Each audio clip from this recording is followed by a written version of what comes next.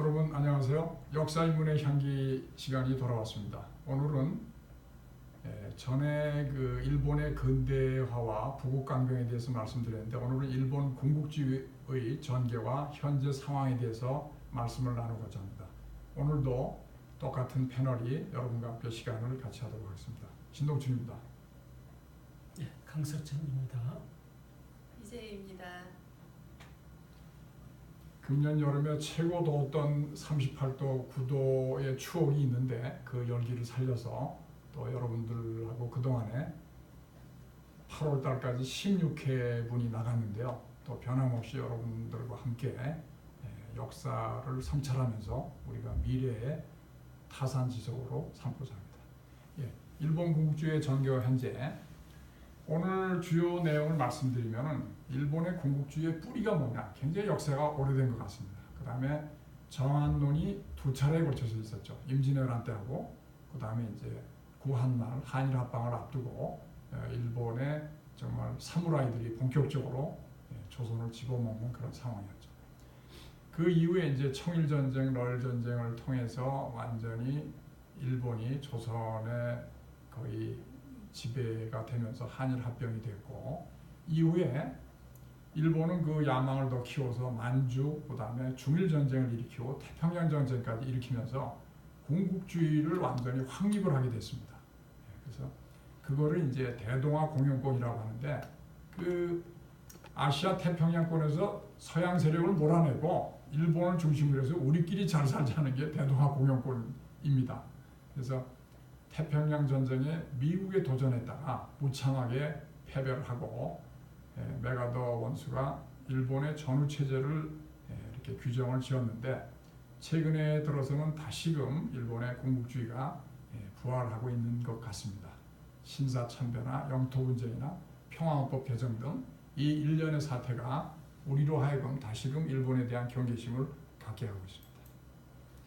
자, 군국주의의 뿌리 하면 뭐 굉장히 우리가 세종대왕의 훈민정음도 뭐 뿌리 같은 그런 얘기를 하고 있는데, 자, 일본의 특징은 같은 유교 사회지만은 우리는 선비, 글 읽는 선비가 사회의 중심이었는데 반해서 일본은 칼을 쓰는 무사, 사무라이가 이 사의 중심 개념이 됐습니다.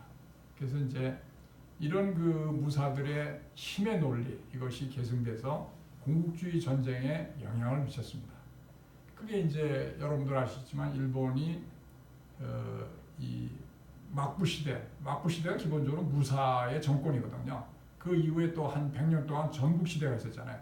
전국 시대는 무사들이 어마어마하게 서로 패권을 둘러싸고 한 전쟁이 한 100년 동안 있었어요. 그 다음에 도쿠가와 이에야스가 한 그 막부 시대가 또 한 265년 동안 계속돼서 일본은 계속해서 무인 통치가 계속된 나라입니다. 그래서 힘을 가진 자의 세상이 일본이었다, 이렇게 보시면 됩니다. 근데 거기에 대한 그 사회적인 그 뿌리가요. 네.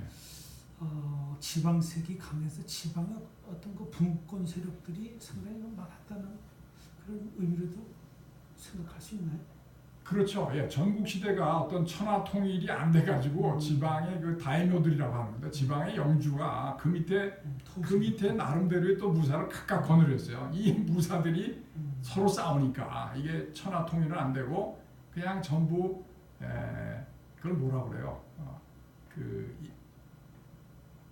그야말로 힘에 의한 투쟁이죠. 그 투쟁 시대가 계속된 겁니다. 그래서 이것이 이제 임진왜란 바로 전에 도요토미 히데요시가 천하 통일을 했잖아요. 그래가지고 이 도요토미가 이미 그 일본의 천황의 그 사상은 뭐냐면 그 동양의 지배라는 요소가 많이 있었던 것 같아요. 그래서 그런 야망하에 조선을 이미 침략하기로 결정을 했고, 거기에 대해서 조금 더 말씀드리겠습니다. 그래서 그 이후에 이제 그 막부가 타도되면서 메이지 유신은 천황을 다시 옹립해서 중앙집권의 강력한 국가를 만든다고 하는 것이거든요. 그러니까 이것을 이 막부 시대에는 천황이 있지만 유명무실했어요. 거의 힘을 못 쓰고 전부 그 쇼군, 장군이 다 통치하는 그런 사회였는데, 이제 새로운 권위가 필요하니까 거의 유명무실한 천황을 옹립해서 천황의 권위를 빌어서 사실상 또 자기들이 또 통치하려고 하는 그런 구조입니다. 그렇죠. 그러니까 천황제를 도입을 했다 할지라도 그 무사 계급들이 계속 권력을 진 거네요. 그렇습니다. 여기 이제 있잖아요. 천황이 신성불가침의 권위가 있다고 이제 보는데 일본은 아마테라스 오미가미라고 해서 아주 그 오랫동안 천세로 내려오는 천황이 계속해서 지배하는 건데 이제 무사들이 어떻게 했냐면 천황하고 나는 가깝다. 그래서 천황이 너무 바쁘면 내가 한다 하는 것이 이 일본 파시즘의 본질 중에 하나예요. 그러니까 나중에 이제 만주사변 중일전쟁 보면 되지만 군부가 하나하나 민간인들을 다 제거하고 자기들이 다 권력을 차지하게 됩니다. 이게 그래서 천황을 파는 거예요. 그 이제 일본의 무사는 사무라이 또는 낭인이라고 하잖아요. 칼잡이들이 칼잡이들. 우리나라 조폭들 있잖아요. 무슨 뭐 태촌이파, 양은이파 뭐 이런 파들이 그 무수히 많은 거죠 일본에. 그래서 그 일본이라는 거는 강자한테는 무릎을 꿇어요. 그러기 때문에 왜냐하면 폭력의 시대거든요. 폭력의 사회거든요. 그 이제 대일본 제국 헌법이 만들어졌죠. 메이지 유신 이후에 이것은 천황의 권한을 규정하지만 실제로 운용하는 데는 원로를 비롯한 국가기관의 보필에 의해서 대권이 행사됐다. 이렇게 보는 거니까 사실상 천황도 또 유명무실한 거야. 새로 자기들이 힘쓰려고. 그 누가 힘썼어요? 그 메이지 유신의 주요 세력인 조슈변, 사스마본 여기 출신들 무사들이 중앙 정계에 진출하면서 권력을 장악한 거예요. 그러니까 공화제하고는 좀 성격이 좀 다른 거네요. 그러니까 우리 서양의 민주주의, 자유민주주의는 밑에서부터 from bottom to top이에요. 밑에서부터 올라가는 민주주의인데 일본은 위에서부터 내려가는 이 민주주의가 아니라 그야말로 전체주의, 권위주의자입니다. from top to bottom. 이것이 일본 정치에 이제까지 흘러오는 아주 큰 특징이라고 해요. 그 이제 나중에는 조정자가 원로가 행사했는데 로마가 왜 유지가 됐죠? 원론이 돼서 원로들이 충고를 많이 했어요. 그래서 국가가 안정적으로 갔는데 이제 낭인들이 조정자를 막 암살을 하고 칼로 다 베어버려요. 가서. 그러면 뭐 이제 결국 사무라이라는 정치 낭인들이 자기들 네트워크를 만들고 막 세계 질서에 우리가 적응을 하고 변화해야 된다 이런 구실로 해가지고 자기들이 권력을 잡아서 세계 동양으로 진출하는 거예요. 침략 전쟁을 하는 거예요. 보잖아요. 유일 정당을 추구했고 이웃 나라. 그래서 일본 국민성의 특징이라는 게 상당히 집단주의예요. 일본에 뭐가 유명하죠? 애들이 학교에서 왕따 당하는 걸 뭐라고 해요? 이지메라고 하잖아요. 이지메가 그 집단주의에서 나온 거예요. 그게 뭐 잘못도 안 했는데 집단에서 왕따가 당하면 거기 죽는 거예요. 거기. 또 일본에 좋은 의미의 이지메도 있더라고요. 겨울에 마을에 눈이 왔는데 청소를 안 하는 집은 일본 마을에서 왕따를 또 시킨대. 굉장히 그 질서와 또 좋은 측면도 있어요. 그러니까 집단주의 전체적이 하는데 복종주의 그걸 뭐 좋은 말로 화라고 하지만 그것은 전체가 결정이 되면 따라야 된다는 거예요. 일본 사람들이 옛날에 우리나라에 관광객이 떼거지로 몰려왔잖아요. 동남아도 그렇고. 일본 사람들 관광의 특징이 뭐냐면 일본 국내에서는 아주 질서를 잘 지켜요. 잘못하면 왕따 당하거든. 이지메를 당하는데 해외 나가서는 이게 풀어지는 거예요. 그래서 일본 관광객이 술 먹고 기생 관광하고 뭐 이런 거 아닙니까? 그게 이제 그런 겁니다. 내가 일본을 너무 일방적으로 나쁘게 해서 뭐한데 오늘은 그런 시간이니까 이해를 하고 들어주시면 좋을 것 같아요. 그래서 그 이후에도 2차 세계대전 이후에 자민당, 자유민주당이라는 것이 거의 집권했어요. 민주당 정권이 한 2번 정도 빼놓고 자민당이 일색으로 거의 뭐 민주국가라고 하지만 거의 일당 독재 비슷하게 온 거예요. 거기 수상들도 나중에 보면 되지만 전부 조슈본 이런 그 무사 계급의 출신들이 많아요. 그 집안들이. 그 공산당도 있더라고요. 공산당은 60년대 있었어요. 60년대. 지금도 있어요. 공산당. 공산당, 공명당 있지만 사실상 힘을 못 쓰고 일본은 보수 정권이 워낙 강해가지고 이것이 이제 군국주의부터 내려오는 겁니다. 아주 호전성을 드러내고 있는데 지금 아베 정권이 또 그런 스타일입니다. 자, 그럼 이 뿌리가 뭐냐? 일본의 문명은 여러분들 아시겠죠? 백제, 가야, 고려, 고구려. 그 다음에 임진왜란 때 도공들이 가서 이 조선, 고려, 조선의 문화에 힘입은 바가 커요. 일본의 지배계층이 뭐 백제 거기서 막 내려갔어요. 일본 사람들도 이게 다 인정을 하는 거예요. 그러니까 일본이 굉장히 그 컴플렉스가 있는 거예요. 조선에 대해서. 그러니까 이제 근데 메이지 유신을 해가지고 이렇게 개혁을 이룩하고 힘이 강해지니까 야 이건 우리가 쪽팔려 막말로 시체말로. 그러니까 조선을 우리가 이제 도움을 받았지만 진짜 손을 봐야 되겠다. 이 자격지심의 역사적 배경이 작용했다. 그렇죠. 그러니까 이 섬나라가 음. 그 대륙 문화에 대해서 네. 대륙권에 대해서 그 어떤 그 열등감이 있었던 것 같아요. 네. 자, 섬나라의 그 근성이 뭐겠느냐? 섬이라고 하는 거는 그 안에서는 섬은 진짜 바깥으로 나가기 전에 거기서 쫓겨나가면 바다잖아요. 그러니까 그 안에서는 그 집단의 어떤 권위가 있으면 그 복종하게끔 돼 있어요. 그러니까 탈출구는 뭐냐? 다른 신천지로 가는 거예요. 대륙으로. 네. 그래야 이게 탈출구가 열릴 거 아니야. 그래서 이게 그런 심리예요. 이제 임진왜란 정명가도 명을 치기 위해서 조선이 길을 비켜달라. 그럼 뭐 길을 비켜주면 조선이 부산에서 한양까지 15일 만에 도보로 걸어서 그냥 무혈을 입산했어요. 아무 힘이 없었다. 자, 그래서 또 이제 문제는 이 일본의 전국시대에 의해 도요토미 히데요시가 천하통일했는데 무사제국이 수고를 항상 하잖아. 피를 흘려서 그 통일을 일으켰는데 농공행상을 하는데 마땅치 않아. 그 원래 땅이라는 것을 한정돼 있고 하니까 저 조선 침략하고 명을 침략해서 너희들한테 주겠다. 그게 이제 조선의 이 부산부터 함경도로 간 그 장수가 갓도 기요마사인데 그 사람이 이제 무사 출신이야. 그 하여간 너 가서 한 건에서 한번 주겠다. 한 거예요. 이때 네. 이 봉투를 주기 위해서 음. 이 도요토미 히데요시가 내놓은 그게 뭐냐면 조선에 가서 침략 이제 전쟁을 하잖아요. 그때 이제 코를 베어오는 숫자만큼 봉투를 주겠다고 한 거예요. 그래서 민간인 학살까지 계속 이어진 게 그 코에 그 연연했기 때문에 이제 그런 거죠. 그래요. 그러니까 네. 얘들이 사무라이를 그대로 다 침략 전쟁에서도 배워가지고 그대로 써먹으니까. 그 다음에 이제 또 두 번 있었잖아요. 이거는 임진왜란 때 무사계급한테 주는 것이고 네. 또 이제 메이지 유신 이후에 또 이제 그때 살육이 엄청 많았어요. 메이지 유신이 1년, 2년 사이에 어마어마한 사건이 많이 있었어요. 우리가 다 살펴보진 못했지만 거기서 피를 많이 흘리고 그 막말로 천황파, 그 다음에 이 막부를 지키려는 파고 어마어마하게 싸웠다고. 그러면 이제 결국 무사들이 거기서 공을 세웠는데 이 무사 계급이 불만이 또 있는 거예요. 또 대가가 충분치 않잖아. 그럼 이제 조선 정부를 또 나온 거예요. 네. 정한선이 그래서 두 번째 나온 겁니다. 네. 자, 여기 이제 재밌는 게 부산 개항 요구 사건이 있었어요. 그러니까 이 조선이 일본의 이런 침략적인 정한론 이런 걸 잘 간파하고 대응을 해야 되는데, 자, 1872년에 그 군함을 이끌고 이건 이제 우리가 강화도 수호 조약이 76년에 있었는데 그 전에 요 부산에 개항 사건이 있었어요. 여기 먼저 와가지고 74년 아니까 운영화 사건.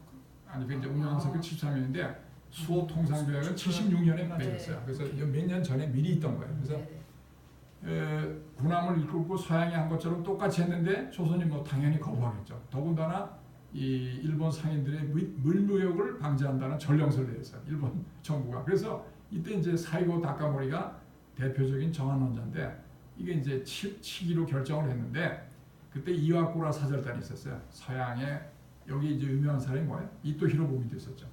갔다 오더니 서양이 너무나 강해.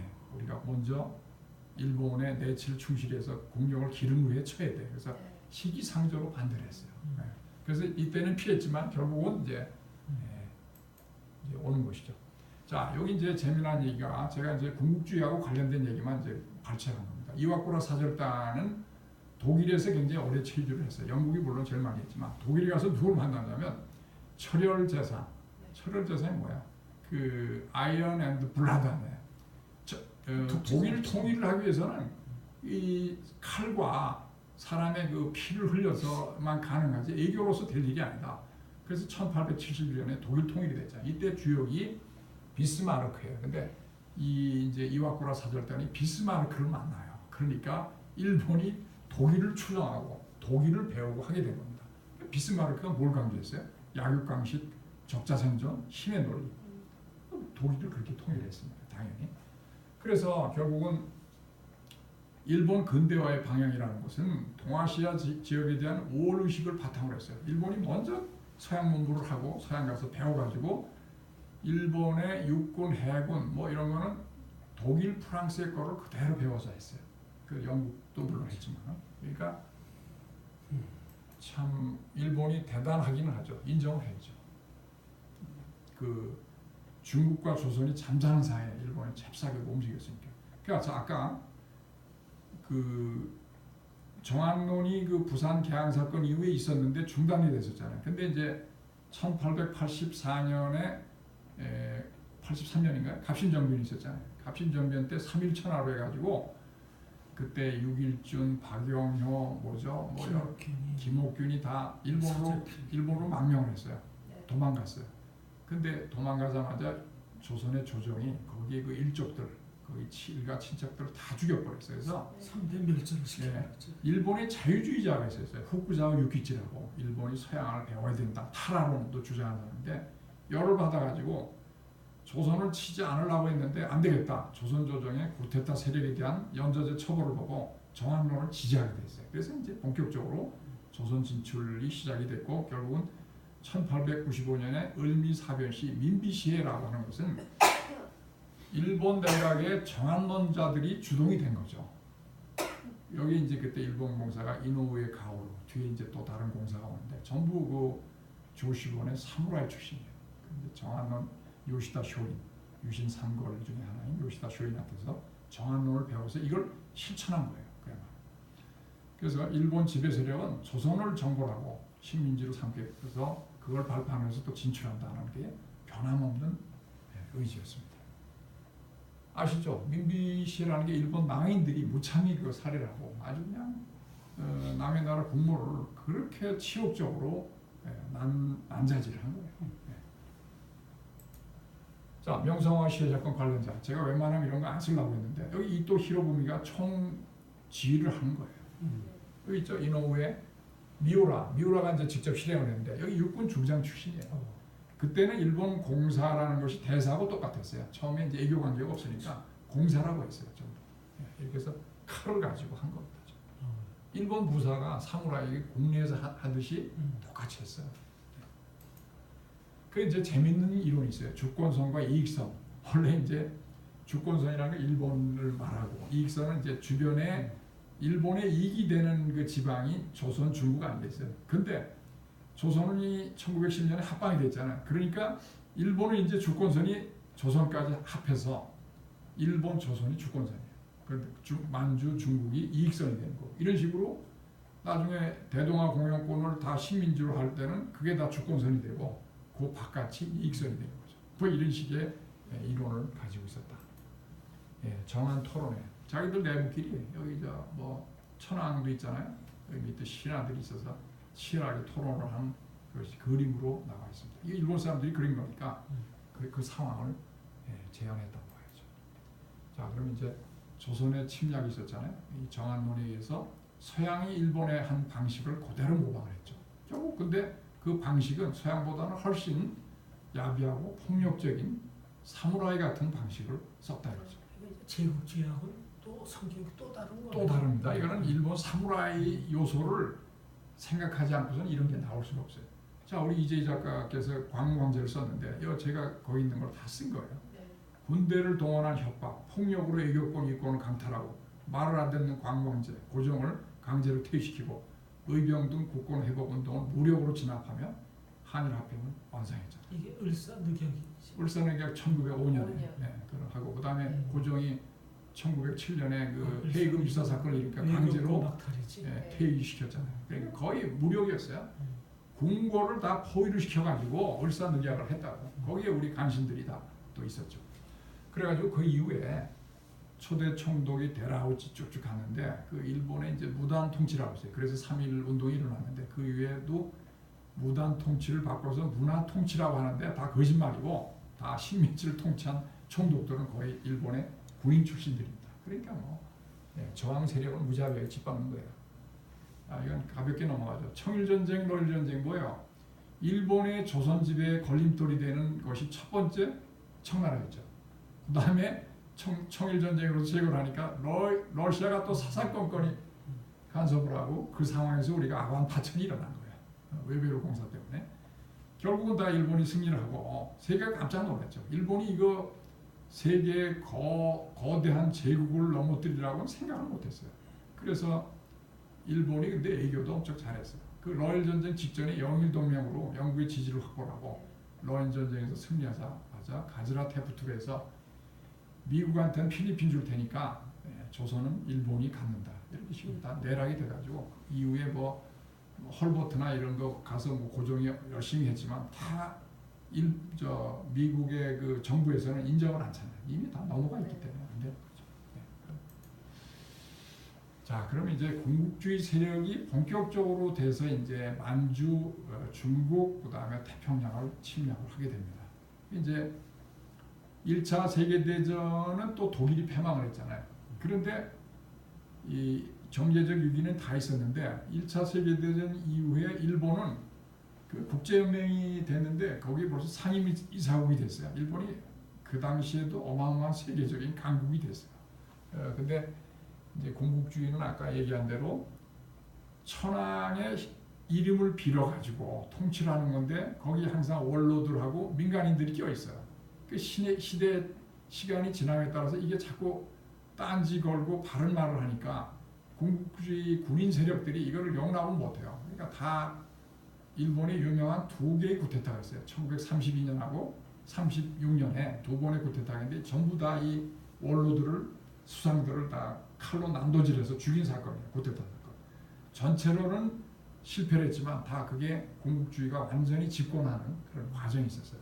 결국은 이 군부가 강한 조직력, 실질적인 무력을 갖고 있기 때문에 전부 그 군국주의의 걸림돌이 되는 모든 세력들을 제거하면서 마침내 태평양 전쟁은 도조 히데키 현역 육군 대장이 수상이 된 거예요. 수상이. 그러니까 대단히 놀라운 일이잖아요. 옷만 갈아입은 거죠. 옷만 갈아입은 거예요. 자, 그래서 빨리빨리 넘어가겠습니다.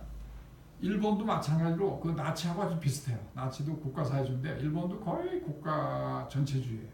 그러니까 공산주의, 사회주의한테는 굉장한 두려움을 갖고 그래서 나치도 공산당을 33년에 의사당 방화 사건이라서 뒤집어 씌워가지고 공산 세력을 하면서 자기들이 집권했잖아요. 일본도 비슷하게 25년에 치안유지법이 있어서 이걸 만들어서 사회주의 공산주의를 다 탄압하기 위해서 만들었어요. 결국은 이제 일본의 군국주의라고 하는 것은 군부, 관료, 정당 등의 정치 세력이 이 국가기구의 내부에서 파쇼 체제를 성숙을 시킨 거예요. 파쇼라는 게 뭐예요? 그 전체주의, 권위주의잖아요. 네, 독재주의. 야, 그런데 여기 또 재미난 게 하나 있어요. 육군 유년학교는 13세, 4세 어린애들한테 전문적인 군사교육을 시켰어요. 이게 일찍이 1870년부터 시작이 됐는데 그래서 다시 돌아가면 30년에 일본 정치군인들이 사쿠라헤라는 비밀결사를 만들었는데 이 핵심 인물이 전부 이 육군 유년학교 출신입니다. 어릴 때부터 군사교육을 받고 오로지 남의 침략하는 걸 배웠어요. 그래서 일본의 쿠데타의 주범들이 다 이 육군 유년학교 출신들이라는 게 놀라운 거예요. 일본의 그 육군사관학교하고는 또 다른 시스템. 또 다른 거에 더 밑에 애들이에요. 그러니까 어릴 때부터 13세는 중학교 들어갈 그 무렵이죠. 지금 얘기하면 그죠. 그래서 이렇게 전쟁 기계로 기른 거야. 이 일본의 그 청년 장교들. 이 우에 이제 국가주의적 관점의 우익사상 선배들이죠. 선배들이 야 일본이 이렇게 끌어가야 된다고 계속해서 세뇌를 시킨 거예요. 어렸을 때부터 무사교육을 시키는 거예요. 아 그럼요. 옛날 그러니까 사무라이 전통이 그대로 돼서 이게 일본 유년학교 사진입니다. 네. 그래 이제 본격적으로 이제 만주 사변과 중일 전쟁이 되면서 군국주의가 이제 심화되는데 자 1차 세계대전 이후에 일본이 그 독일이 패망을 했기 때문에 독일이 그 청도에 가지고 있는 조차지 그 권리를 일본이 다 승계를 해요. 승계를 하는데 일본이 점차 만주를 침략하면서 미국하고 영국에서 일본에 대한 견제가 이제 들어가기 시작하는 거예요. 그래가지고 그 군함의 숫자를 미국, 영국은 5개인데 일본은 한 3개쯤 주고 또 이태리는 1.6 정도 주고 이런 식으로 군축 조약도 맺어서 자꾸 일본의 힘을 자꾸 위축을 시키는 것이 이것이 이제 워싱턴 체제라고 해요. 여기에 이제 수상인 하마구치 오사치가 이렇게 협조적인 외교를 하다 보니까 군부가 이게 열받거든. 일본이 만주를 침략해야 되는데 자꾸 걸림돌이 되는 거예요. 그래서 암살을 해버려요. 1930년 11월에. 그래서 협조 외교를 폐기하고 일본 군부는 만주 사변 중일 전쟁을 통해서 그들의 이익을 확보하고자 방문했어요. 그래서 여기 30년에 수상을 죽였는데 또 하나 사건은 뭐예요? 5.15 사건으로 해서 1932년에 그 이누가이 스요시 수상을 또 암살합니다. 그러니까 뭐 이게 완전히 사무라이 우리 민비 죽이듯이 이렇게 한 거예요. 예. 그래서 온공파 수상을 쿠데타로 시각시키고 일본은 급격한 군국주의화로 나서며 일본을 전시 체제화의 상황으로 운영하기 시작했습니다. 그런 이제 일본에 또 세계적인 공황이 일어나니까 공황이라는 게 결국 경제 위기잖아요. 국가적인 위기를 바깥의 침략으로 돌파하는 거예요. 물론 이제 여러분들 1923년에 관동 대지진 사건이 있었어요. 그때 이제 민심이 혼란하니까 조선인들을 막 그냥 어마어마하게 학살했어요. 그때 한 10만 명 학살했다고. 그 당시 10만 명은 어마어마한 거예요. 그렇죠. 예, 뒤집어씌고 이런 식이에요 전부. 원래 그 독재국가가 내부의 위기가 있으면 바깥으로 하고 또 내부에 또 희생양을 만들고 딱 두 가지입니다. 내부의 희생양 만들기, 바깥으로 침략하기. 그래서 이제 바깥으로 나가는 게 1932년에 계례 정부인 만주국을 성립을 했고 37년에 노구고 사건 전부 다 조작을 해서 만든 거예요. 중일 전쟁을 해서 했는데 이때 이제 남경 대학살이 지금도 이제 얘기가 많은데 어마어마하게 많이 죽였어요. 30만 명. 네, 뭐 이루 말할 수 없는. 자, 여기 남경 대학살에 이게 여기 사람들이 서 있는 게 아니라 이게 머리만 지금 해서 이 사진 찍은 거예요. 이게. 여기 있죠, 난징 매서커 도큐먼트 그대로 사진 찍어 있는 거예요.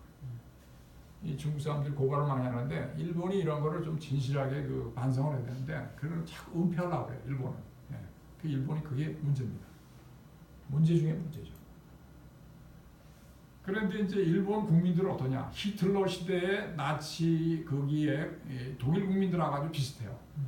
그런 그 국내적인 위기가 많으니까 뭐 히틀러가 나가서 뭐 바깥으로 침략하고 막 결집을 시키니까 거기 광적으로 동조를 하는 거예요. 일본도 비슷해요. 만주를 획득하니까 야 일본이 진짜 뭐 세계적인 이제 강국이 되는 거 아니에요. 박수 치는 거예요, 박수. 그래서 이런 것을 젊고 혈기왕성한 일본 내 청년 장교들이 주대를 해서 군사적 팽창주의, 군국주의 바람이 일본 전역을 휩쓸게 됐습니다. 결국 이제 마지막으로는 1936년에 군부 쿠데타가 있었어요. 이거를 2.16 사건이라고 하는데 군국주의와의 장애물들을 다 제거했습니다. 그래서 군부의 황도파의 쿠데타예요. 통제파가 있는데 거기하고 또 파벌 싸움이 일어납니다. 일본의 그 정치사는 피로서 씻는 정말 아주 잔혹한 정치사네요. 아니 근데 이때 총도 다 있고 했잖아요. 총으로도 안 싸고 꼭 칼로 해요. 이거는 사무라이 전통이야 그야말로. 예. 지금 조폭들한테 참 이게. 그 이제 그러면 일본에도 일부 그 자유민주주의 세력이 1910년대부터 이제 싹트기 시작해요. 서구의 영향을 받았는데, 근데 이것이 그냥 전부 압살이 되는 거예요. 첫째로 일본은 천황에 충직한 시민, 그 황제의 신하다, 이게 신하된 백성이기 때문에 그런 교육을 어릴 때부터 받았어요. 그다음에 국가의 병영화, 국가가 전부 전체적인 군대하고 비슷한 거예요. 또 교육 문화가 그렇고 전쟁 시기에 뭐 집회 결사를 할 수가 있나요? 그래서 대부분의 언론이 다 전쟁 천황을 다 칭송하고 해서 독일하고 비슷해요, 나치하고. 천황. 북한하고도 비슷하네요. 아, 북한이 뭐 비판이 없죠. 예, 북한이 비판이 없습니다. 천황, 전쟁, 정치, 군에 대한 비판은 일절 없습니다. 정부의 불균형이 일어나고요. 지금도 언론이 뭐 잘못하면 국민들이 올바른 걸 알 수가 없잖아요. 똑같이 나치나 일본의 군국주의나 다 똑같았습니다. 자, 대동아 공영권이라는 게 아주 재밌는 말입니다. 대동아 공영권, 아시아를 크게 봐서 같이 먹고 같이 살자, 뭐 그 얘기 아니에요. 자, 실상은 이제 자기들 주장은 이거예요. 일본을 중심으로 해서 대동아 공영권을 결성하고 아시아에서 서양 세력을 쫓아내야 된다는 주장입니다. 그게 결국은 일본의 지배 집단들이 서양에게 안 맞은 것을 약자에게 화풀이하는. 아시아를 완전히 네. 일본 제국화. 그런 거죠. 예, 그럼요. 그래서 이 사람들은 아주 위선을 떠는 거예요. 선을 원하면서도 언제나 악을 행하는 것이 일본 지배 권력의 특징이에요. 네. 이제 그래서 더 재밌는 거는 아시아 국가들의 서열을 정하기 위해서 벌이는 전쟁이다. 저발전된 국가들에게 천황의 은혜를 베푸는 겁니다. 이 뭐 진짜 웃기는 얘기입니다. 근데 일본의 군국주의 그 사무라이 파들이 주로 요리집, 기생집에서 이런 작당을 하고 모의를 했대요. 그러니까 아주 그냥 술 먹으면서 그러니까 얘들이 이런 저질스러운 낭만주의라고 하는데 그 미국한테 들이대는 거야. 뭐 죽더라도 미국한테 그때 일본 석유의 90%를 의존했어요. 근데 미국이 보니까 만주 침략하죠, 중국 침략하죠, 안 되겠어. 그래서 석유를 갖다가 끊었어요. 끊으니까 진주만 습격이 일어난 거예요. 그래서 이제 도저히 안 되니까 미국까지 먹겠다고 하는 거죠. 한때 일본이 인도 차이나가 베트남이죠. 그 프랑스 다 쫓아내고 다 자원을 확보하기 위해서 하는 거예요.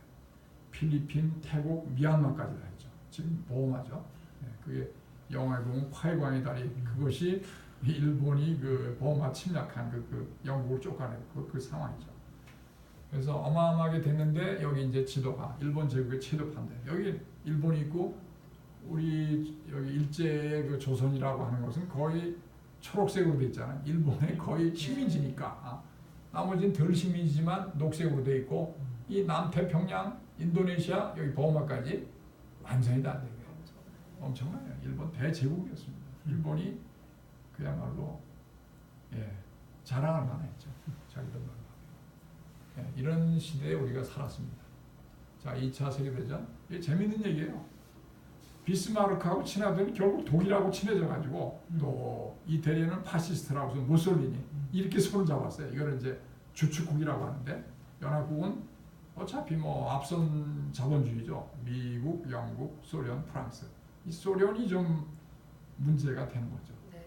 어쩔 수 없는데 소련이 나중에 공산주의가 되는데 여기에 이제 같이 전승국으로서 되니까 이게 한반도의 운명도 38선으로 갈리고 하는 원인이 된 겁니다. 자, 결론적으로는 41년 11월 말에는 그 전쟁파인 도조 히데키가 현역 육군 대장으로서 일본 수상을 차지하게 됩니다.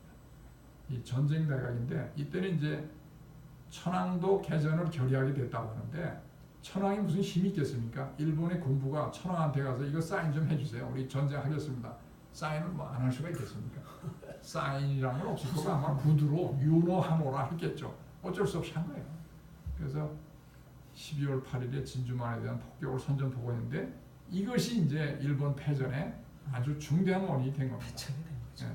근데 재밌어요. 우리가 서양에 보면 결투라는 게 있잖아요. 결투가 이제 귀족들이 결투하는데 총을 가지고 서로 뒤로 이렇게 돌아서서 하나, 둘, 5발자국 되면 돌아서서 먼저 쏘서 하면 이제 그게 이제 하나의 그 결투가 되는 건데 그래서 죽으면 깨끗이 승복을 하는데 승부를 가리죠. 그래 이제 선전포고를 하는 거예요. 상대방하고 너하고 이렇게 싸운다는 규칙을 만들어 놓은 건데 일본은 전통적으로 전국 시대부터 그런지 선전포고가 없었어요. 네, 무조건 기습을 하고 유명한 사건이 싱가포르 침공이에요.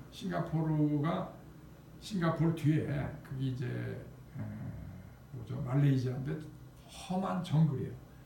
그 험한 정글을 통해서 싱가포르를 침공하려는 아무도 생각을 못했어요. 일본이 그 말레이의 험준한 정글을 뚫고 뒤에서부터 침공을 했어요. 그게 무참하게 당한 거예요. 싱가포르도 그렇게. 그러니까 선전포고라는 게 없고 얘들은 이기는 게 최선이니까. 러일 전쟁 때도 2월 8일에 먼저 선제 공격을 기습 공격한 거지. 그 러시아에서는 그러니까 당시 소련에서는 2월 10일 날 그럼 우리도 맞대응 하겠다고 나온 거죠. 그렇지. 네. 그러니까 이게 뭐 전통이 아니죠, 전통이. 자, 여기서 제가 이승만 박사 얘기를 안 할 수가 없습니다. 저펜 인사이드 아웃은 저기 1941년 10월에 진주만 공격이 있었는데 그 4개월 전에 출간이 됐어요. 근데 이게 완전히 예언서라. 제가 다시 한번 이거를 준비하면서 봤어요. 그 책을. 영어로 된 책인데 영어도 물론 엄청나게 유식하게 썼는데 첫 번째 1장에 보면 일본 천황 전체주의의 기원과 실상, 군국주의 행태를 분석해서 일본이 반드시 미국을 침략한다고 예언서로 딱 돼 있어요. 그 미국은 너무나 낙관적이었거든. 설마 일본이 침공을 하려 했던데 예언이 맞았다. 결국 그래서 나중에 미국의 정치 지도자들, 군사 지휘관들이 이 책을 필독서로 찾아 읽으면서 미국 전역에서 순식간에 베스트셀러가 된 거예요. 저펜 인사이더. 저펜의 인사이더. 안의 것을 바깥으로 내보이는 거야. 가면을 벗긴다. 이 책이 유럽에서도 또 출간이 이거는 정말 대단한 예언서야. 예언서가 현실을 분석한 거니까. 그럼 뭐라고 했냐면 거기서 천황을 보통 왕이라고 안 하고 이승만 박사 표현하면 최고의 신적 존재로서 하는 거예요. 디바인이라고 해서 디바인. 그리고 일본의 야마토라고 하는데 대화. 야마토 민족은 이 최고의 신적 존재를 받들면서 세계의 평화를 유지하고 전 세계 인민들의 복지를 책임지는 신성한 사명을 부여받았다 하는 착각이 돼 있기 때문에 전쟁을 일으킨다는 거죠. 신성이라. 예, 이렇게 지금 했어요.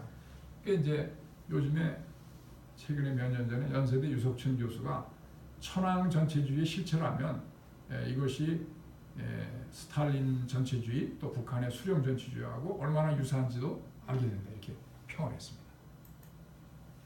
자, 진중한 기수. 이건 뭐 몇천 명이 죽고 다행히 항공모함이 2대가 있었는데 피신해 있어 다른 데 가 있었어요 이게. 그래서 그나마 전력을 복구하고 반격하는 저기가 됐고 어쨌든 엄청나게 당하고 제가 사전에 우리 강 작가님한테 말씀드렸는데 루즈벨트가 너무 열받아가지고 당장 보복 공격을 해야 되는데 그 군함에서 비행기가 떠가지고 일본 본토를 폭탄을 떨어뜨리고 간다는 작전이 이제 둘리틀 작전인데 그 당시만 해도 기술이 별로 없었어요. 이 군함에서 발진을 해가지고 이 공중에 뜬다는 것이 무지무지하게 어려워요. 처음에 막 빠지고 했는데 연습을 엄청나게 해서 일단 성공을 했는데 또 기름이 충분치 않아가지고 일본에 공습을 하고 돌아올 수가 없는 거예요. 너무 멀어가지고. 그래서 가까운 중국에 불시착을 했어요. 이렇게 가서 보복을 하는 그런 것들이 영화에도 나옵니다. 히로히토 천황. 이게 지금 이제 우길승천기라고 하는 건데 일본 지금 축구단들 응원기에 다 이게 나오잖아요. 2차 세계대전 이후에 이 우길승천기를 쓰지 못하게 했거든요. 그렇지. 이걸 다시 쓴다는 거는 일본이 다시 2차 세계대전 전에 그 행태를 지속하겠다는 의지예요. 이게. 그래 이제 일본의 군국주의는 결국은 승승장구하거든요. 태평양도 때 승승장구예요. 그래서 1942년에 가면 이게 절정에 다르러서 완전히 전쟁 체제가 됩니다. 모든 국민들, 모든 자원들, 식민지에 우리 일제 식민지에 어땠었어요? 노그릇, 숟가락 전부 공출했잖아요. 소나무, 송진, 기름 다 돼서 일본의 비행기 기름으로 다 쓴 겁니다. 이런 게 전시체제라고. 그럼 이렇게 하려면 어떻게 되냐? 전부 억압과 수탈이 있어야 되죠. 헌병 정치라는 극단의 수단을 통한 거의 억압, 거의 뭐 깡패 정치죠, 깡패 정치. 그래 이제 또 마지막에 군부가 또 미스테이크를 한 게 미국이 어마어마한 공습을 했어요. 그때 이제 B-50이죠, B-2, B-51 했는데. 이때 군부가 끝까지 1억 옥세요. 그때 그 당시 일본 인구가 1억인데 끝까지 다 황제폐를 따라서 같이 죽는다. 옥세. 그걸 옥세라고 합니다. 국민의 항전을 독려해서. 그래서 이것 때문에 미국이 할 수 없이 히로시마 8월 6일, 나가사키 8월 9일 원자탄을 터뜨려서 전쟁을 종결한 거예요.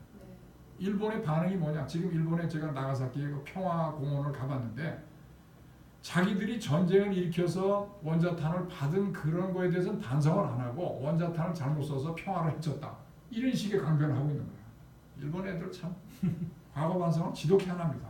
이 천황을 그 천황이라고 하면서 아주 신격화시켰잖아요. 근데 그래서 미국이 이제 했던 게 이 천황이 국민들한테 고개를 숙이게 해서 그 신격화되었던 그걸 이제 우리 같은 일반 사람으로 내려오게 한 거죠. 그러니까 바로 이게 그거예요. 그래서 일본의 그 천황의 그 군국주의를 빼기 위해서 메가더 원수가 바로 그걸 한 거예요. 공국주의전 파시즘 체제를 폐기하는 일련의 조치. 여기 뭐 있죠? 천황을 아주 신격화하지 않고 보통 사람으로 만들게 하고 중심은 군대 설립을 헌법 차원에서 금지를 시켰어요. 소위 이게 이제 평화헌법이에요.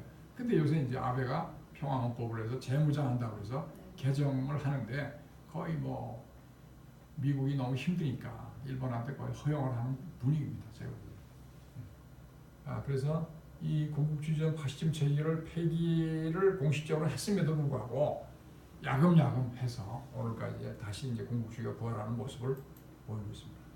도쿄 전범입니다. 가운데 누군지 아시죠? 도조 히데키 수상이 전범으로서 재판을 받는데 굉장히 모습이 당당하죠. 아우라가 있네요. 아우라가 있어요. 그러니까 뭐 아주 적의 순회군은 아무나 하는 건 아닙니다. 악마도 굉장히 내공이 세죠. 전범 재판할 때 미국이 이 전범자들하고 그 좀 딜이 있었다고 하더라고요. 좀 예. 그래서 그 할빈의 그 마루타 같은 그 인체 739대 예. 마루타. 거기에서 그 생체 시험한 그런 의학 거기 연구 자료 그거를 넘겨주는 조건으로 그 사람들은 상당히 제외시켰다. 많이 그런 식으로 빠져나갈 수도 있었겠네요. 예, 뭐 독일 뉘른베르크 재판도 약간 그런 게 있었을 거예요. 자, 이제 그러면 저희가 지난번 시간에 독일 나치의 그 몰락에 대해서 얘기를 했는데 공통점을 우리가 찾는 것이 굉장히 중요하죠. 자, 양쪽이 다 군부와 비밀 경찰에 의해서 정권 장악을 했어요. 그다음에 선전 및 언론 통제. 민족이 월서, 독일은 아리안족의 우수서, 일본은 야마토족이라고 합니다. 그렇게 하고 지도자 승계, 히틀러 천황, 또 반대 세력 똑같습니다. 그 이제 대동아 공영권은 일본의 어떤 이상을 실현한다고 하는데 실제적으로 그 수단은 지배와 수탈에 있어요. 그 다음에 일본이 뭐였어? 각지를 가면서 집단적인 학살, 강간, 약탈, 이 잔혹행위를 한 것은 일본 사무라이들이 옛날에 하던 행태를 그대로 한 거예요. 도덕이라고 하는 건 씻을 수가 없는 거죠. 그 대동아 공영권이 이상에 비춰볼 때는 너무나 잔혹한 짓을 했다 이거죠. 그 일본 공국주의가 그래서 엄청난 무력과 포압적 정책을 수반했다. 예. 우리나라에서 창씨개명했죠. 뭐 이런 식으로 거의 정신적 가치관마다 짓밟았다. 이것이 중요하죠. 민족 말살을 그렇죠. 혼을 빼는 것이죠. 그런데 결국 또 전쟁을 통해서 이득을 챙기는 건 뭐야? 일본 재벌이 일본의 그 2차 세계대전 또 6.25 전쟁, 월남전을 통해서 어마어마하게 그 치부를 했잖아요. 그럼 미쓰이 재벌, 미쓰비시 지금 그대로 온전하고 있잖아요. 그러니까 그 공국주의 체제가 파괴됐다고 볼 수가 없습니다. 결국 일부 지배층과 전쟁 재벌, 그와 관련된 기득권층이 다 이익을 보고 일반 국민들은 희생은 아니죠. 전쟁에 끌려가서 많은 비극들이 있는 거예요. 거기에 이제 가미가제 마지막에 이제 일본 파이로트들이 몰고 가서 미국의 포함 구멍에 그 비행기를 갖다 들어가는 거예요. 술 한잔 먹고 여기 메고 단단히 결의하고 천황폐하한테 면세를 하고 그런 식으로 희생을 시키는 거예요. 자, 패전의 교훈. 그 일본이 뭐 전쟁 경험이 그렇게 국내에서는 풍부하다고 했지만은 일본이 기본적으로 문제는 자원이 부족한 거예요. 자원이 없다 보니까 또 이웃 나라를 또 침략해서 자원을 또 뺏어서 그걸 가지고 또 침략 전쟁을 계속하는 거예요. 이런 식의 패턴이 계속된 거예요. 그러면 근본적인 문제 해결 능력은 없는 거예요. 그러면 미국이 뭐야? 미국은 자원이 풍부하잖아요. 견딜 수가 없죠. 미국이 결국은 2차 세계대전을 태평양 전쟁에서 자원과 그 용기를 통해서 꺾고 또 서부 저쪽의 유럽에서도 결국은 영국, 프랑스를 지원해서 승리를 가져온 그 아주 정말 은혜 같은 존재죠. 사실은 없었으면 전 세계가 파시즘 속에 14일 뻔한 거예요. 그게. 자, 능력을 지나치게 과신했어요. 일본의 군국주의가. 그다음에 우리 조선 지배할 때도 이게 문화 통치로 안 하니까 우리가 반발이 심했잖아요. 우리가 사실 약소국인데도 독립운동을 치열하게 했습니다. 저는 그게 굉장히 나중에 우리가 한번 발표할 기회가 있었으면 좋겠어요. 일제하에 독립운동에 대해서. 그래서 인재도 전부 전쟁 준비 일변도를 하니까 군사 분야만 되는 건데 이거는 군국주의의 그 전체주의의 공통적인 점입니다. 일본만 그런 건 아니에요. 자, 그래서 이 현대 일본의 군국주의로 이제 넘어가도록 하겠습니다. 그 이제 메가더 원수가 군국주의의 잔재를 청산하는 법적 기초를 마련했음에도 불구하고 일본은 결국 문화라는 것은 바뀔 수가 없다는 것이 이제 저기죠. 결국은 보수 우익의 자유민주당의 장기 집권이 있었어요. 그래서 이 결국은 자유민주당이 또 일본을 세계 2위의 경제 대국으로 성장시켰어요. 그러니까 뭐 국민들이 또 지지를 하는 거예요. 그래서 지금 자유대 정강 평화헌법 개정을 추진하고 있는 거예요. 자, 그거보다 지금 얘기하는 게 재미있습니다. 민주당의 뭐 하도야마 또 뭐 간마오또 한 두세 명인가를 제외하고는 모두 자민당에서 수상을 배출했습니다. 근데 수상의 대부분은 귀족의 정치 명문가 출신인데 이들의 뿌리는 사실상 공국주의예요. 요시다 기시, 사또, 나카소네, 오이즈미, 아베 신타로. 아베 신타로는 지금 아베 신조의 아버지예요. 여기 지금 기시 수상이라고 애조부입니다. 아베 애조부. 사또라고 해서 성이 다른데 기시의 동생이에요. 근데 동생이 다른데 입양을 해가지고 이름을 바꿔갔지. 그럼 뭐야? 기시, 사또, 아베 신타로, 아베 신조는 한 집안이에요. 할아버지 때부터 대대손손이 수상을 해먹는 일본의 귀족적인 때 그 뿌리가 또 뭐냐? 조시본 출신이에요. 조시본은 뭐야? 사무라이들이 칼 가지고 메이지 유신을 성공시킨 그 세력들이거든요. 결국 이때 이토 히로부미도 조시본 출신이에요. 이 조시본들은 다 안중근을 테러리스트 규정하고 있어요. 지금도 그러고 있어요. 이 안중근을 숭배하는 일본 사람들이 굉장히 많음에도 불구하고 조시본, 이토 히로부미가 출신지인 거기는 테러리스트로 규정을 합니다. 자, 결국은 일본은 과거사를 진짜 마음속 깊이 일본 말로 고코로카라고 한다. 마음으로부터 반성을 하지 않는다는 것이 이제까지 우리 경험입니다. 자, 독일은 지난 70년 동안 엄청난 반성을 했죠. 그 다음에 반성도 하고 배상도 했어요. 그래서 신뢰를 회복을 했는데 일본은 이것 때문에 지금 이웃 국가하고 계속해서 마찰이 일어나는 거예요. 독일의 메르켈 총리가 네. 너희는 왜 사과를 하지 않느냐고 공식 석상에서도 일본한테 질타를 하고 이야기도 하고 있잖아요. 그래요. 근데 사실 이제 독일이 그렇게 사과를 한 거는 또 유대인이라는 힘이 또 있어요. 유대인이 미국에서 미국의 지배 세력이 되다 보니까 독일이 그거를 의식 안 할 수가 없죠. 아마 그런 세력이 없었다면 독일도 안 했을 수도 있을 거예요. 예.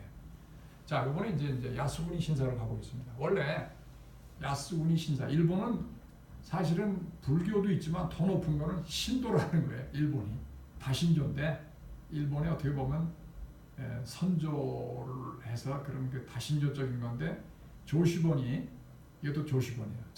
전사자를 유령해서 신으로 승격지신 신도 행사를 중앙에 옮겨놓은 거예요. 그 일본 동경이 있죠. 그 이제 이게 지금 태평양 전쟁의 도조 히데키를 비롯해서 A급 전범 14명이 합사가 됐어요. 그 다음에 이제까지 모든 전쟁에서 목숨을 잃은 246만 6,532명의 합사 명부가 봉함되어 있어요. 전쟁의 신이야, 그러니까. 그쪽에 근데 우리나라하고 우리가 일본의 식민지로 있을 때 우리 대한민국 사람들이 그 신사에 지금 1,000여 명 이상이 안치가 되어 있어요. 그래서 이거를 이제 빼달라. 분리시켜야죠. 분리시켜달라 얘기를 하는데 일본을 합리화시키는 거죠. 우리 그 같이 묵힌 작전. 이 사람들을 신격화시키면서 그 사람들한테 그 후손들한테 주는 돈이 있어요. 근데 그 돈이 우리나라 사람들이 1,000여 명이 넘다 보니까 그 돈이 또 어마어마하다네요. 그래서 이거를 국가적 차원에서 우리가 받아올 수 있는 하나의 또 길이 있다고. 돈이 문제입니다. 그러니까 돈 받으면 약해지고 다 약한. 그러니까 빼오면서. 빼오면서. 예. 그래서 그걸 또 한쪽에서는 지금 준비를 하고 있는 쪽도 있습니다. 자, 일본의 이중성. 아까 제가 얘기한 거죠. 히로시마 나가사키의 평화공원이라는 것이 원전탄 공격의 원인인 침략 행위는 반성하지 않고 자기들이 피해 입었다. 원전탄으로 또 평화만 강조하는 굉장한 기만성을 드러내고 있어요. 제가 나가사키 평화공원에 가서 아주 열받고 왔어요, 진짜. 오바마가 거기를 갔었어요, 그 공원에. 거기. 근데 이제 일본이 뭘 원했냐면은 사과할 것을 원했어요. 근데 오바마가 사과는 안 하고 그냥 허나만 했죠. 사과를 할 이유가 없는 거죠. 저 일본이 1억 옥세론에서 다 죽게 생긴 것 같다가 원자탄에서 한 20만씩 죽은 것 같은데 뭐 미안한 얘기지만 그걸로서 오히려 전쟁의 참화를 축소를 시킨 거죠. 자, 이게 이제 일본 정치인이 야스쿠니 신사 참배하는 모습이에요. 그리고 우리 문재인 대통령, 문재인이 해외 이제 외교적으로 나갔을 때 혼자 밥 먹었다 혼밥에 대한 얘기가 참 많았잖아요. 근데 박근혜 대통령님께서도 일본의 아베가 우리나라에 왔을 때 식사 대접을 전혀 안 하고 밥을 안 줬답니다. 그래서 아베가 혼자 식당에 가서 이제 불고기를 먹었다는 그런 얘기도 또 그런 얘기도 있어요. 네. 아이고 뭐 별 얘기를 다 하시네. 저는 뭐 그런 건 별로. 자, 일본에서 그렇게 대단하게 이제 아베 하는데 참 속 시원한 얘기였다고 저는 또 생각합니다. 그런 또 측면이 있네요. 위안부 문제가 있잖아요. 우리나라하고 일본에 아주 깊은 앙금이 있는데 이게 이제 사실은 94년 이후에 무라야마 총리하고 또 누구죠? 또 한 사람이 하시모토 총리가 이게 사죄 편지를 보냈어요. 그런데 그러면서도 한편에 샌프란시스코 평화조약으로 해서 양국 간 또 기본조약, 한일 기본조약 이거로 법적 해결이 완료되었다고 주장을 하고 하여간 일본의 정부 책임으로 인정을 안 해요. 우리는 어떻게 종군 위안부 그때 그 성노예 있던 그런 분들이 일본 군부, 일본 정부의 그런 지령이 없어서는 그런 일을 못하죠. 그게 말이 안 되는 얘기인데 그 일본의 수치 내지는 그런 거를 은폐하는 것이죠. 그럼 눈 가리고 앙호하는 겁니다. 뭐 손바닥으로 햇빛을 가린다고 해서 이게 되는 건 아닌데 이게 참 이런 것들이 참으로 양국 간의 어려운 문제 같아요. 솔직히 인정하면 다 되는데 자 얼마나 이 젊은 여인들이 고통을 전쟁 중에 받고 또 일본, 미국한테 어떻게 된 거냐 하는 신문을 받고 있습니다. 네. 참 꽃다운 나이에 끌려가서 말이죠. 얼마나 희생을 했습니까. 예, 소녀상 이거는 참 예, 일본이 뭐 이거에 대해서 너무나 알레르기 반응을 많이 보이고 있죠. 전 세계적으로. 예. 자 이제 제가 공국주의에서 강조하는 것은 독일과 일본의 과거사 인식의 차이가 너무나 크다고 하는 것이죠. 자, 왜 메르켈 독일 총리는 독일의 침략 역사를 반성하는 것은 고통스러웠지만 옳았다. 뭐 이렇게 아주 한마디로 정의를 했어요. 그래서 유명한 것이 그 브란트 수상이 그 폴란드에 가서 비가 오는 날 그 우리 그 독일 할 때 했잖아요. 무릎 꿇고 한 그게 있어요. 그건 대단히 유명한 사건이에요. 비가 오는데 양복이 다 젖죠. 밑에 무릎을 꿇으면. 그래도 아주 깊이 반성하는 모습을 이제 보여준 겁니다. 자, 아베 총리는 뭐라 했냐면 침략에는 정의가 없다. 어느 쪽에서 보느냐에 따라 다르다. 뭐 이렇게 했어요. 자기들이 침략을 했으면 솔직히 인정을 하지 또 자기들도 뭐 당했다는 뜻입니까? 무슨 뜻입니까? 네. 공국주의 맞는 지금 이게 야스구니 신사 앞에서 일본 옛날 제국주의 복장을 하는 이런 사람들이 하는데 독일 같으면 이 나치 그런 그 데모를 철저하게 단속을 하는데 일본은 이거 놔둬요. 일본은 놔둬. 그게 차이점이라고 하더라고요. 영토 분쟁도 있죠. 독도 그 조그만 거 가지고 일본이 1905년에 그때 애교권이 박탈된 상태에서 시마네에 편입하는 일방적인 조치를 했잖아요. 이게 안 맞는 거죠. 그게 애교권이 없는 상태에서 그 식민지 거의 반식민지 상태에서 한 건데 이걸 가지고 주장을 하는 건 맞지 않고 자, 우리가 좀 일본에 과학적으로 냉철하게 대응할 필요가 있다는 걸 제가 말씀드리고 싶습니다. 평화헌법 개정 문제. 자, 메가도가 패전 후에 다시는 전쟁을 할 수 없는 내용의 소위 평화헌법을 유지하고 있어요. 그런데 지금 미국이 최근에 집단적 자유권 행사를 포함한 방위력 증강 구상을 환영한다며 사실상 아베 총리의 손을 들어줬죠. 그럼 이제 일본이 그 미국이 전 세계를 갖다가 이렇게 군사적으로 관리를 하다 보니까 너무나 방위비도 많이 들잖아요. 그러니까 아시아 태평양은 이쪽 지역 동아시아 지역은 미국한테 방위 분담을 많이 시키면서 필연적으로 이렇게 갈 수밖에 없는 거예요. 중국이 군사적으로 급부상을 하니까. 그렇죠. 예, 중국의 그런 막강한 세력을 미국이 혼자 막을 수 없잖아요. 이게 뭐 상당히 불가피한 측면이 있어요. 어쨌든 지금은 너무 반발이 세니까 현재 조항은 그대로 둔 채 자위대 보유를 추가로 명기하기로 했다 하는 게 있는데 계속해서 아마 조금씩 변할 것 같아서 제가 자신 있게 말씀은 못 드리겠습니다. 자, 그래서 아베가 이제 사실상 오길승천기를 하면서 자위대에 사열을 하고 있잖아요. 이게 뭐 거의 그렇다고 보는데 아베는 다 자기들 조상의 피도 그렇고 다 그런 그 집안에서 나온 사람이기 때문에 이렇게 뭐 갈 거고 또 문제는 장기 집권을 하고 있는 거죠. 아베가. 그러면 이제 우리가 일본 군국주의에 어떻게 대응을 할 거냐. 이제 우리가 참 반성을 많이 해야 됩니다. 결국은 일본을 욕하면서도 일본이 힘이 세기 때문에 우리를 거의 강점을 했잖아요. 조선을 국권을 뺏고 36년 동안 모든 그 자원을 강탈하고 얼마나 많은 피눈물을 흘리게 만들었는데 근데 뭐 거기에 또 우리 광무 황제도 보면 알겠지만 너무나 이 국내 정치가들이 또 친일파도 많았고 또 청나라파도 많았고 러시아파도 있었고 친미파도 있었고 사분오열된 것이 우리나라 정계의 전통이에요. 이게 뭡니까? 이게 DNA입니까? 참 진짜 안타깝습니다. 그런데 우리가 한편 일본 군국주의를 비난하면서도 기본적으로 국가가 해야 될 것은 있다고 봐요. 그 강 작가님 어떻게 생각하세요? 우리가 부국강병은 어느 때나 좋은 거 아닙니까? 우리나라의 생존권을 유지하기 위해서 보장하기 위해서는 그 우리나라가 너무나 민주주의, 너무나 인권 하는데 사실 저 악마 같은 늑대 같은 일본과 중국 사이에 있지 않습니까? 너무나 낭만적인 정치를 할 상황은 아닌 것 같아요. 저는 국가가 부강하고 돈이 많아지고 군대를 잘 유지하는 것이 언제나 옳은 일이라고 저는 굳게 믿고 평화를 있습니다. 유지하려면은 그 힘을 보유를 하고 힘의 그 균형을 맞출 때에 평화가 유지될 수 있는 거죠. 예, 맞습니다. 저기 영국의 제일 멀린 수상이 독일하고 불가침 협정을 맺었는데 히틀러가 3년 만에 파기를 해가지고 챔벌린은 영원히 영국 정계에서 사라지면서 치욕을 겪은 거예요. 그게 원래 그렇습니다. 평화라는 것이. 자, 그래 이제 아마 미국, 중국이 경쟁 상태에서는 또 미일 동맹이 중요하고 미국은 일본을 계속해서 중시할 것으로 틀림없잖아요. 그러니까 우리나라가 반미하고 반일할 경우에는 일본의 영향력이 더 확실하게 커질 겁니다. 그러면 우리나라의 국가익이 훼손될 염려는 훨씬 큽니다. 그렇기 때문에 과거사는 잘 정리를 하면서 미래를 향해서 일본하고는 협력할 것은 협력해야 된다고 하는 것이 올바른 지금 국제 정세에 우리의 취할 정책이 아니겠느냐 그런 생각입니다. 자, 그럼 이제 그래서 한미일 삼각 동맹이 한국의 장래 아주 사활적인 문제라고 보여집니다. 예, 지금 중국이 도덕적인 측면에서 이 동양의 여러 나라들을 포용할 만큼 그렇게 정당하고 인근에 도와주느냐 하는 것이 아니잖아요.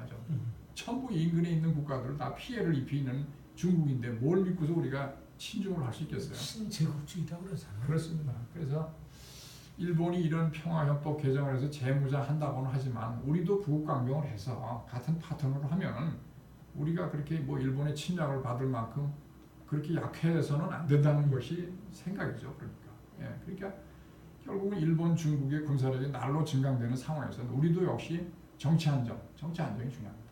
부국강병으로 국력을 신장해서 함부로 넘볼 수 없는 그런 상태를 만들어야 된다.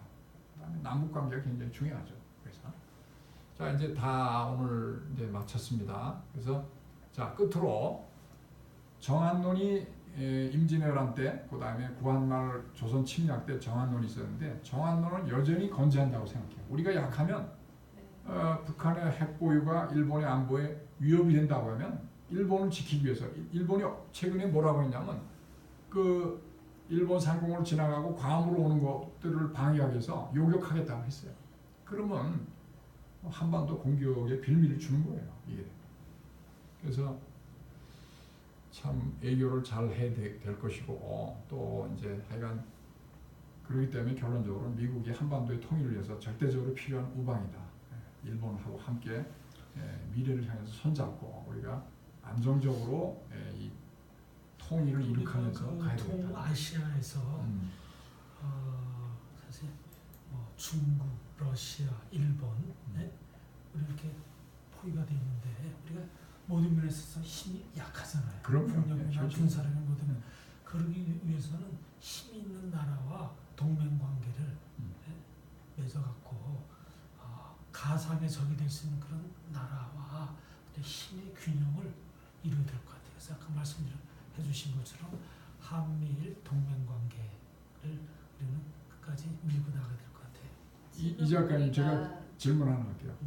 우리가 어릴 때 동네에 있는데 형님들이 있어. 우리가 이제 형님들이 뭐 그 제일 센 형님도 있고 덜 형님도 있는데 우리가 어디부터야 우리가 안전할까요? 동네에서 제일 힘이 센 형님한테 붙어야 되죠. 지금 제일 큰 형님이 어디예요 지금? 미국이죠. 우리나라가 지금 그 반만년 역사를 자랑하잖아요. 근데 반만년 역사에서 지금 우리 국력이나 이제 경제로 봤을 때 전 세계에서 10위예요. 근데 10위 우리나라는 경제 대국이에요. 근데 우리 경제 대국인 우리나라가 외교적으로 지금 고립되는 거를 이 정부가 선택을 하고 있는 거예요. 경제 대국에 맞게 해외에 나가서도 외교를 펼치고 할 수 있는 우리의 위치를 우리가 위축시켜서 지금 가고 있거든요. 근데 이게 우리가 약한 나라가 결코 아니잖아요. 경제 10위 아무나 합니까? 근데 그만큼 올려놨는데 우리가 지금 약소국인 것처럼 행동하고 있는데 예, 좋습니다. 이거 옳지 그래서 않다고 우리가 생각합니다. 그래서 이제 애교의 중요성, 그다음에 국력, 애교는 국력에 의해서 또 뒷받침이 되니까. 자, 그럼 이제 오늘 마치는데요.